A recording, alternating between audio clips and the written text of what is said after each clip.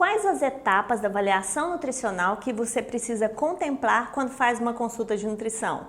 Seja você personal, nutricionista de consultório ou de hospital, precisa ter um passo a passo para avaliar completamente o seu paciente e fazer uma prescrição adequada. Hoje nós vamos falar sobre o passo a passo de uma consulta de nutrição. Vem comigo! Olá, estudantes de nutrição e nutricionistas! Meu nome é Ju Toledo, eu também sou nutricionista, sou pós-graduada em saúde pública e nutrição esportiva e vim conversar com vocês hoje sobre o passo a passo da avaliação nutricional. Quais os dados que nós precisamos pegar para avaliar o paciente de maneira correta e fazer uma prescrição mais adequada? Vou fazer um resumo, tá? Para a gente conseguir de maneira didática identificar esses passos, mas o primeiro detalhe é o cadastro. Tá? Parece muito óbvio, mas às vezes a gente fica meio assim naquela correria, só pega data de nascimento, sexo e pronto. Mas é importante você saber um pouco mais do seu paciente, até para depois ter novos contatos com ele, saber a questão de escolaridade, saber os interesses dele, para ter um contato mais próximo, porque muitas vezes esses detalhes comportamentais também vão influenciar na sua prescrição, na anamnese que você vai fazer. Feito o cadastro, existem 5 etapas da avaliação nutricional, alguns autores colocam 4, outros autores colocam 5, mas que a gente precisa conversar com o nosso paciente durante a anamnese. Primeira etapa é a avaliação clínica, estado clínico geral do paciente, como ele está se sentindo, por que ele te procurou, quais as doenças prévias dele, o estado de saúde geral, funcionamento do intestino, a questão da urina, micção, se geralmente está mais amarelada, mais escura, transtornos gastrointestinais, doenças comuns na família. Então é todo um histórico de saúde que a gente precisa perguntar minuciosamente para ele, para começar ali a destrinchar e entender um pouquinho mais do funcionamento do organismo do nosso paciente. O segundo passo da avaliação nutricional é justamente a avaliação alimentar. Então é preciso fazer as perguntas certas e de maneira não indutiva, porque se você fala para o paciente assim, você come carne todos os dias? É diferente de você falar assim, com qual frequência você ingere carne?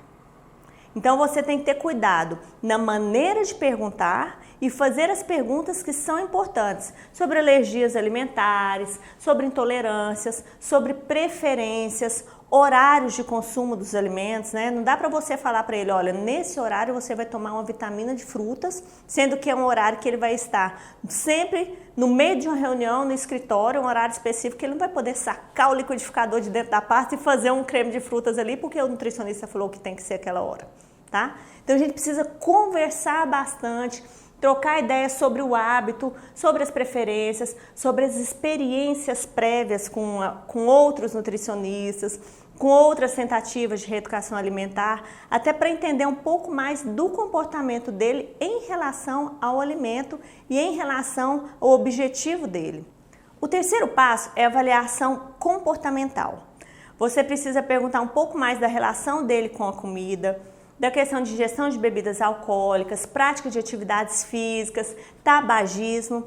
Então tem alguns autores que diluem dados da avaliação comportamental, da avaliação clínica e na alimentar. Outros colocam separadinho porque já tem a ver com os hábitos do dia a dia do seu paciente, não necessariamente ligados à alimentação ou a questões clínicas.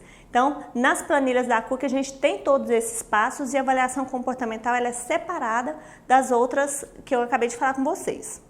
A quarta parte da avaliação é a avaliação bioquímica, tá? Então são dados de exames de sangue, exames de fezes, exames de urina, e eu já vou deixar uma dica para vocês. Eu vou deixar aqui na legenda do vídeo e o link aqui para vocês acessarem o blog da CUC, que tem uma matéria muito legal sobre solicitação de exames bioquímicos para nutricionistas e outra matéria falando de exames para crianças, tá?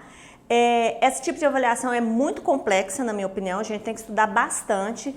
Os exames que normalmente nós precisamos solicitar são aqueles que vão dar dados tanto da ingestão alimentar quanto do estado físico e nutricional geral do paciente, tá? Então tem que ser exames que têm correlação com a alimentação e avaliar isso e fazer a comparação de um e de outro exame, não apenas cada um isoladamente, é algo que requer muito estudo, mas é muito importante, é super necessário que esse tipo de avaliação seja feita.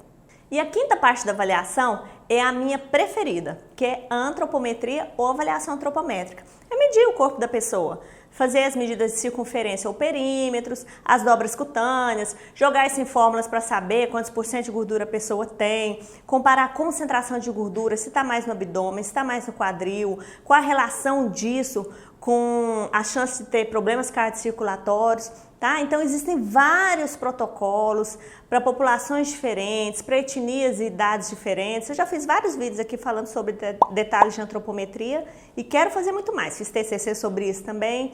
Então eu acho que diz muito do paciente e diz muito da nossa conduta, dos resultados que a gente vai atingindo à medida que você vai reavaliando peso, estatura, no caso de crianças e adolescentes, né? Então é um mundo de dados que entregam aí pra gente muitas informações importantes sobre o nosso paciente.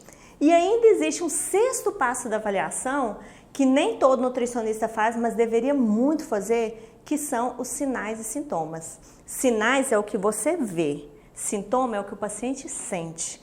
E a carência de nutrientes ou a ingestão aumentada de alguns nutrientes podem levar a sinais e sintomas que vão contar para o nutricionista, que está ali antenado, que estudou direitinho, que o paciente está com carência de proteína, está com carência de micronutrientes, está com excesso de ingestão de gordura, tá? Então é outro tipo de avaliação também bastante complexa, muito legal, mas que precisa ser feita e que muitas vezes a gente vê que os nutricionistas não fazem, tá? Então dos 5 passos acaba tendo um extra aí, que não está sendo muito feito, mas que nas nossas planilhas nós colocamos todos eles, porque nós consideramos que são 6 passos da avaliação nutricional que são extremamente importantes. Para quê? Para que você faça a leitura correta do seu paciente, para que você faça uma prescrição adequada, acertada, que ele consiga abraçar essa dieta, que ele consiga abraçar esse plano alimentar como algo que ele vai conseguir levar para a vida, como forma de reeducação alimentar, como melhoria, porque sendo justamente feito para ele, adequado e melhorando a qualidade de vida, atendendo os objetivos dele, você vai conseguir ter muito mais sucesso e muito mais engajamento do seu paciente nessa mudança de postura, tá?